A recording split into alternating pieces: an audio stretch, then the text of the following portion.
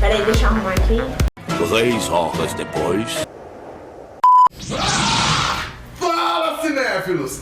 Sejam bem-vindos aqui a mais um vídeo. Esse aqui do nosso bloco História do Cinema, que a gente vem aqui falando sobre filmes importantes do cinema, filmes que marcaram época e filmes de diretores incríveis que vocês deveriam assistir.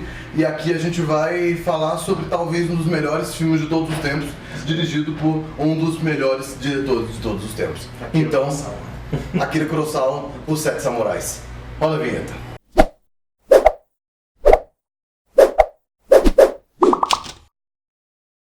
Então é isso aí, galera. A gente vai falar sobre Os Sete Samurais e eu quero começar falando, Daniel, saiu um vídeo por semana, a gente tá gravando isso há um tempão e você tá sempre com a mesma roupa. O que diabos é isso? Como que você tá exatamente com Eu sei que tem muita roupa.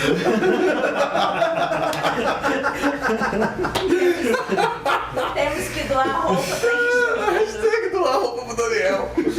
Mas Eu muito sou bem. profissional aqui, certo?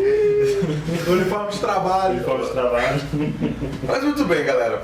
O Sete Samurais é um filme de 1954, dirigido pelo lendário Akira Kurosawa, que eu sempre confundo com Akira Toriyama o nome. Isso porque é muito burro, não é? Akira Kurosawa, ele tem muita inspiração, não é bem inspiração, ele tem muita puxada do faroeste americano, porque ele era fã do faroeste americano. Na verdade, ele era fã do Ocidente, né? Ele meio que ele não gostava de ser japonês, assim. Ele gostou de ter se tornado um cineasta para sair dessa linha de Coisas orientais, coisas que orientais fazem. fazer o que meu povo faz. Eu não quero fazer isso, eu quero fazer o que eles fazem. É interessante porque ele puxa muito do cinema ocidental e do cinema de faroeste, e inclusive uma das marcas registradas do Akira Kurosawa, uma das coisas mais incríveis dele, que ele puxou do faroeste, que é o fato de que sempre há movimento em tela. Sim. Sempre, não importa o que esteja acontecendo, tem alguma coisa acontecendo em tela. Ele nunca faz um plano parado. Os planos parados dele tem um vento, tem fumaça, tem alguma coisa se movendo sempre. E sempre tem uma profundidade. Sempre. Campo. A profundidade assim que não deixa a personagem de segundo plano esquecida. Uma coisa que eu notei no Sete Samurais é que ela não... Porra! 20 anos de curso, porra! As cenas que aparecem mais de um personagem na tela, Todos eles vêm em todos planos aparecem, diferentes. nenhum fica atrás de outro, nenhum fica esquecido. Uma cena incrível, que é quando eles estão tentando ver o que está acontecendo dentro do acampamento dos bandidos, e aí aparece uma cabecinha, depois aparece outra cabecinha, depois aparece outra cabecinha, então Sim. são 4. E aí fica assim, um aqui, um aqui, um aqui e um aqui. Cada um em um plano diferente. Sim, ele não hierarquiza a personagem, ele não coloca assim, esse é importante, aquele não tem menos importância, não. Se tem personagem na tela, ele coloca todos ali, ele não apaga nenhum. Os Sete Samurais, ele é um filme pedra fundamental de muita coisa. Desde... Muito clichê do cinema, né? A história dos Sete Samurais, eu acho que tem pelo menos 200 filmes que são iguais. Desde Pixar até faroeste italiano. Todo mundo já fez Denzel algum Washington. filme. Até Denzel Washington. Todo mundo já fez a história dos Sete Samurais. Sim. É uma pedra fundamental. E não só isso, mas a forma com que o Kurosawa filma foi copiado e utilizado novamente. Sim, até a cena clássica de batalha, que mostra o morro assim, e os cavalos aparecendo. Apareceu aquilo ali, foi todo filme de guerra teve hoje em dia. Foi todo filme de filmes de e guerra. começou no Sete Samurais. Começou, São duas cenas que deram início Que é aquele- em um movimento, que é essa cena da montanha e o movimento em câmera lenta do... Sim, que ninguém usava câmera lenta. da câmera E aí tem uma hora que o cara, lenta, pá, o cara é. quebra a porta e o bicho cai no chão, assim. Vai morrendo em Câmera câmera lenta, assim. E essa Primeira vez. plano, pra explicar direitinho, é aquele plano clássico de guerra, de quando você é uma câmera levemente pra cima, assim, aparecendo um morro, assim, com o horizonte, e aí no horizonte você vê o exército inimigo surgindo. Senhor dos Anéis, praticamente. Tudo que Coração Valente, o Senhor dos Anéis, todo filme que tiver batalha de um exército e aparecer o exército no horizonte, Saiba dos Sete Samurais. Sete Samurais. A história dos Sete Samurais também é uma coisa muito legal. O filme, ele basicamente trata de... A gente não contou da sinopse, mais ou menos. Que merda, hein? Os Sete Samurais ele se trata de um... Tem uma galera numa vila, Os camponeses. São camponeses, e eles são sempre, todo ano, atacados por um grupo de bandidos que vêm, roubam toda a colheita deles e vão embora. Vida de inseto. Opa, gafanhoto. E aí uma hora ou outra um deles vira assim e fala, não, a gente tem que mudar isso. Todo mundo fala, não sei o que lá, não tem que fazer. Ele falou assim, não, bora lá, eu vou lá na vila e a gente vai conseguir samurais pra poder proteger a gente. É importante destacar isso aí, que o que se dispõe a mudar a situação é o jovem. Isso. Os idosos, assim, a galera mais velha, ela tá ali, ela se aceitou naquela situação. Eles estão sofrendo e tudo mais, mas eles se aceitaram naquela situação de submisso. A gente é isso e é isso. O jovem não, o jovem levanta e fala, vamos matar, vamos lutar, vamos procurar quem ajuda. Isso. Então é uma coisa importante pra época, porque ninguém... Não, ainda mais pra cultura japonesa. Sim. Isso é uma coisa absurda pra cultura japonesa. Sim, porque tinha as castas, né? Os camponeses eram vamos dizer assim, era época medieval, né?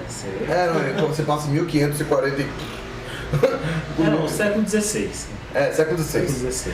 E aí acontece que Sirikiti com uma outra galera vai pra vila, eles ficam um tempo tentando encontrar, e acabam juntando 7 pessoas, 7 samurais, que resolvem ajudar eles, mesmo sabendo que eles não vão conseguir nem dinheiro nem glória, de acordo com o samurai mais velho lá, o carecão, o fodão lá. Sim, o mestre. Né? Ele vira assim e fala, ó, a gente vai vir nisso aqui, mas não vai ter nem dinheiro nem glória. E aí eles voltam pra lá, e aí lá eles tentam preparar os camponeses pra poder ajudar eles na batalha contra os bandidos, e o filme termina com uma batalha que tem 1 hora. Uma hora, assim, emocionante, na chuva, poética. É uma hora que você fica assim, ó. Poético. O tempo inteiro. Luta poética. É 1 hora de batalha. É 1 hora de batalha. Quem consegue fazer 1 hora de batalha ser interessante? Interessante. Muito interessante. Com estratégia e tudo mais, assim, que você fala, eu estou entendendo e eu estou gostando dessa estratégia dele.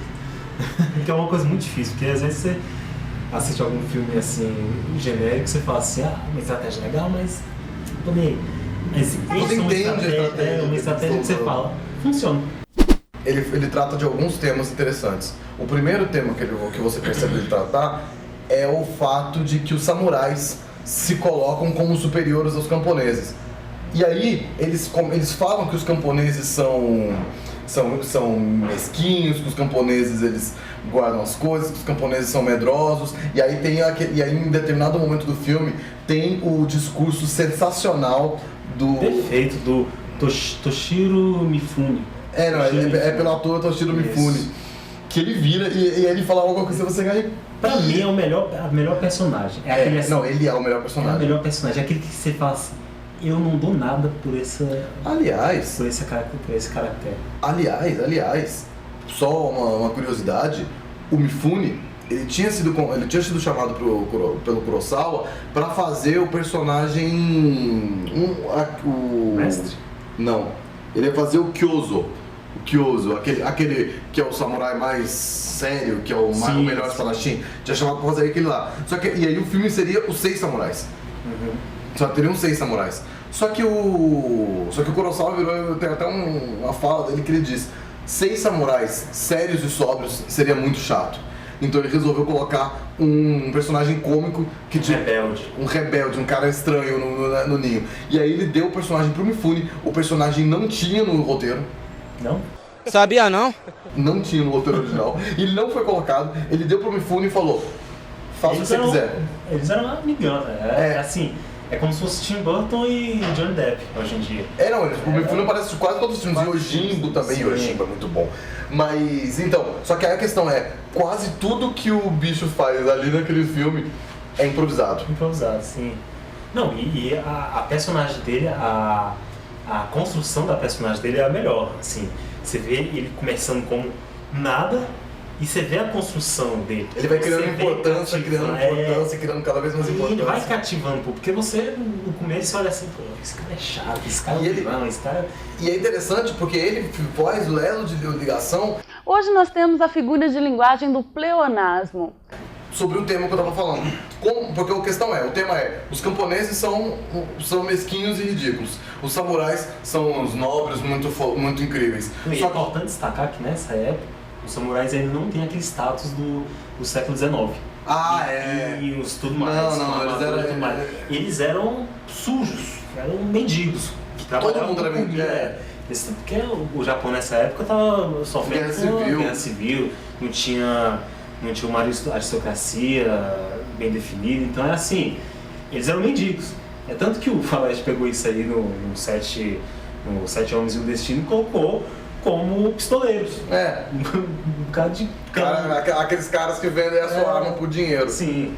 E aí o que acontece? Você tem os samurais e você tem os camponeses. Os samurais acham isso dos camponeses. E o personagem do Mifune, ele é o ponto de ligação. Porque ele é o cara que é muito bom de espada, o cara que é muito foda, só que ele não é aceito como um samurai, porque ele não tem uma família. Tipo, todo mundo fala, sabe, você é sombeiro, você que lá. Só que aí quando você vai descobrir o passado dele, e quando ele dá esse discurso, que ele diz, não, os camponeses são assim, galera. Porque passa ano, vem ano, vocês fazem guerra, vocês vem bandido, vem todo tipo de coisa, vocês destroem as terras deles, vocês roubam as comidas deles, vocês pegam as mulheres deles, fazem de escravos, vocês botam fogo nas casas deles, e aí vocês esperam que eles façam o quê? Cheguem aqui e quando chega qualquer samurai, eles aparecem de braços abertos pra beijar vocês?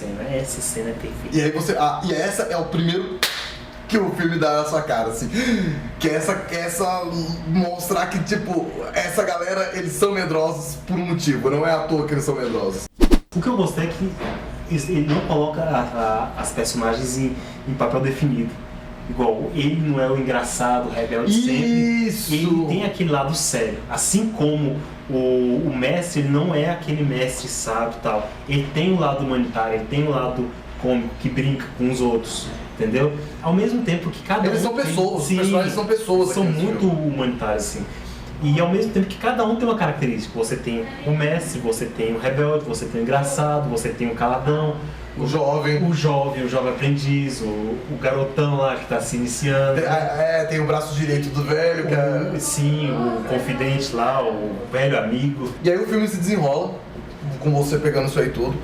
E aí, em determinado ponto, o ponto de virada vira outro. Ele vira... Quando ele estabelece que os camponeses têm um motivo para terem medo, eles trazem aquele ponto de virada. Os samurais percebem o quão eles também estão errados na coisa. E aí você faz a torcida que não, os samurais agora vão mostrar para os camponeses que os camponeses não precisam ter medo.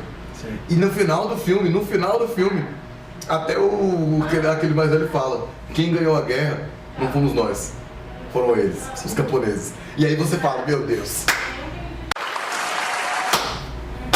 Tem que contar que nessa cena tem um quadro, uma obra de arte. Aquela... que fecha, eu não vou falar. Não pode falar, mas existe um momento que faz mal. Porque, na verdade, muitos momentos desse filme parecem um quadro. É feito pra ser um quadro, é feito pra ser uma obra. Só que esse aqui é a coisa mais incrível do Kurosawa, galera. São quadros. Só que são quadros em movimento. Não é aquela coisa que muitos diretores fazem, de pegar um plano, colocar aquele plano bonito E deixar ele seco, assim, sabe? E aí deixa ali e todo mundo fala, nossa, que imagem bonita. Pelo amor de Deus, isso é cinema, isso não é fotografia. O que o Kurosawa faz é colocar esses planos bonitos, só que eles estão em movimento, eles têm som, eles têm... O vento bate. Balança o lençol, assim, até o lençol balançando, ele tem uma completa utilização de todos os elementos que o audiovisual tem pra te tudo entregar. Sim. Cena por cena. Sim, a cena das florestas, ele faz um balé, assim, das personagens andando na floresta, a vestimenta mexendo, junto com as folhas e você percebe esse tambor japonês batendo, e você fala... A trilha sonora que vai levando junto. E aí você vai olhando e falando, meu Deus, isso aqui não é um tipo de filme que você vai assistir ali na esquina. Não. Se você pegar o roteiro, se você entregar para um outro diretor, que seja um diretor qualquer, e você falar, não, filme esse filme, frame by frame, tipo, tela por tela, plano por plano, não vai ficar igual. Tanto é que eles fizeram isso, né? Sete Homens e um Destino. Eu gosto do filme, mas não chega aos pés. Não. Inclusive, eu adoro Faroeste. O Kurosawa não gostou. Não, nem eu gostei assim. Eu gosto de Faroeste, eu gosto de Sete Homens e um Destino. mas eu acho que não chega aos pés de dos Sete Samurais. O que o Kurosawa falou foi bem o seguinte, ele falou que ele não... Puxa, quando ele viu esse filme, ele disse que ele não... Quando ele se inspira nos faroestes, o fato dos faroestes... O que ele traz aos faroestes é a movimentação, é a forma com que John Ford, por exemplo, usava planos, é o jeito que se utiliza o som do faroeste, são os estilos de personagens do faroeste, mas não são as histórias, porque as histórias são histórias pro ambiente dos Estados Unidos ali. Ele falou o seguinte, eu peguei todos os elementos do faroeste, mas eu incorporei eles e criei o meu estilo de cinema e fiz isso. Quando a história dos Sete Samurais é uma história simples, é uma história de camponês. E aí o que ele falou foi o seguinte, quando ele assistiu o Magnificent Seven, qual é o nome? Sete Homens e um Destino. Quando ele assistiu Os Sete Homens e um Destino... Que inclusive é o remake com o Denzel Washington agora. Tem um remake com o Denzel Washington. É legalzinho, acho legal. Ele viu e falou o seguinte, isso aqui não devia ter sido feito, isso aqui é tipo o meu cinema sendo copiado para um outro ambiente. Isso aqui não faz jus ao western. E ainda assim, Os Sete Homens e um Destino é considerado um dos grandes westerns de todos os tempos. Sim, eu não considero. Não, também não. Eu acho o filme aceitável, legal, mas não é o melhor western. Quem soube pegar esse espírito do Kurosawa foi o Sérgio Leone. Sérgio Leone conseguiu entender o que o Kurosawa queria passar. Aquela copiada do Yojimbo que ele faz quando ele faz por um punhado de dólares, que é tipo assim, ele pega os elementos do Kurosawa, mas ele vira, não, eu não vou copiar o filme do Kurosawa. Eu vou incorporar essa história e fazer o meu próprio filme. Pega a alma do filme do Kurosawa e coloca, ele pega a forma a cinematografia. Ele deixa a narrativa por conta do ambiente. É geográfico a narrativa do Sérgio Leone. Isso. Entendeu? O Sete Homens e um Destino, ele copiou, ele trouxe a história do Japão feudal pro Velho Oeste, uma conquista do Oeste. Então ficou uma coisa meio esquisita. Ficou aceitável porque tinha assim sua semelhança, mas porque o Kurosawa tem essa semelhança com o Faroeste, mas ficou esquisito. Ficou muito estranho. Uma outra coisa muito, muito, muito maravilhosa em Os Sete Samurais é a forma com que o Kurosawa tem completo domínio sobre a narrativa do filme dele, sobre a forma com que ele vai tratar os personagens e como ele vai desenvolver todos os temas que ele precisa desenvolver. Então, por exemplo, o filme ele tem 3 horas e meia. Sério, galera, o filme tem 3 horas e meia. Prepara o sofá, prepara o refrigerante, porque é filme. Não, eu sou um exemplo. Eu não sou muito fã, na verdade eu não sou fã da cultura japonesa. E o Murilo sabe disso, né? Ele odeia japoneses. Eu odeio japoneses.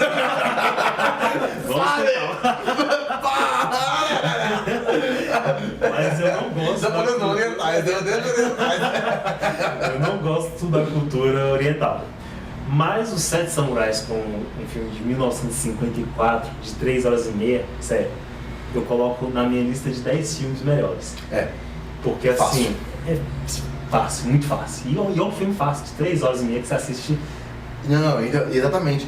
O Kurosawa, ele tem tamanho controle da narrativa dele que você vira assim e fala, meu Deus, tem várias cenas aqui que são coisas aleatórias, sabe? Fillers, digamos, da história. Isso aqui não vai levar de lugar nenhum na história da história, mas você não tem como cortar, porque cada segundo que você tirar daquele filme, você perde construção de personagem. Você sabe que quando foi para os Estados Unidos, cortaram 2 horas. Cortaram 2 horas. Eles deixaram com 1 hora e meia. Acabaram com o filme, amigo. Eu não sei o que fizeram. É um artista o cara que fez isso. Pelo amor de Deus, é um artista que fez isso. Por exemplo, os Estados Unidos com 1 hora e meia. Por exemplo, no início, quando eles estão procurando pelos samurais, eles demoram, sei lá, 1 hora quase pra encontrar o primeiro samurai. É tipo só com 50 minutos de filme que o primeiro samurai que vai juntar com eles aparece. Aí você pensa, poxa, mas precisa de 50 minutos? Precisa de 50 minutos. E é perfeito como você entende a estrutura da sociedade, você entende o porquê que eles entram na dificuldade, você entende... Ele consegue apresentar tudo que tem que ser apresentado, por isso que ele demora. Não, e uma coisa interessante é como ele mostra a apresentação desse primeiro samurai. Aparece ele se desfazendo. Ele se desfaz, ele corta o rabo de cabelo, que é uma das características do samurai, que ele se vende ali. Ali se falou, ele se vendeu por um serviço. entendeu? É importante dizer, ressaltar que nessa época os samurais eles estavam sem os mestres. Eles eram conhecidos como Eles eram aqueles samurais que são todos Ronins. Isso. São todos então Ronins. não devia ser os 7 samurais, devia ser os 7 Ronins. É porque eles não são samurai porque eles estão sem mestre. Sem mestre. E aí é um samurai que. O Ronin é um samurai que ele não pode cometer o suicídio honrado, ele não pode fazer serviços por fora, a menos que seja assim, um ato heróico de comida, alguma coisa assim. Eles se dão mal, É um mendigo, praticamente um mendigo que trabalha para viver. É isso. Perdeu toda a honra. Perdeu toda a honra, é isso. E todos estão nessa mesma situação. Aceitam o trabalho. E é uma das coisas que eu acho interessante que funcionou nesse filme e não funciona no western americano, é a motivação. Por que eles aceitaram esse serviço? Porque eles não têm nada na vida. Eles estão lutando por uma comida. É isso que eles precisam, de comida. Eles viram assim e falam, é que nem aquela hora, existe um momento perfeito, que é quando aparece um samurai lá, que ele vira e fala, aqui não vai ter honra, não vai ter nada, só vai ter comida.